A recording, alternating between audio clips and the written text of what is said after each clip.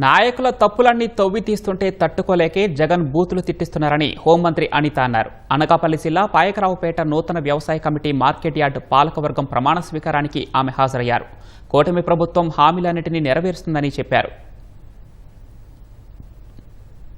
ఈ రోజు వాళ్ళు చేసిన తప్పిదాలు ఒకటి బయటకు వస్తా ఉంటే వైఎస్ఆర్సీపీ చేసిన తప్పిదాలు ఒకటి బయటకు వచ్చి వాళ్ళందరూ కూడా ఈ రోజు జైలుకి వెళ్తా ఉంటే జగన్మోహన్ రెడ్డి భయపడి తిరిగి ఎటువంటి నెపాలు వేయాలో తెలియక కొంతమంది చేత బయటకు తీసుకొచ్చి బూతులు తిట్టేస్తాడు, కొంతమంది చేత బయటకు తీసుకొచ్చి సంక్షేమ కార్యక్రమాలు అందట్లేదని చెప్పి లేనిపోయిన అభాండాలు వేసే పరిస్థితి.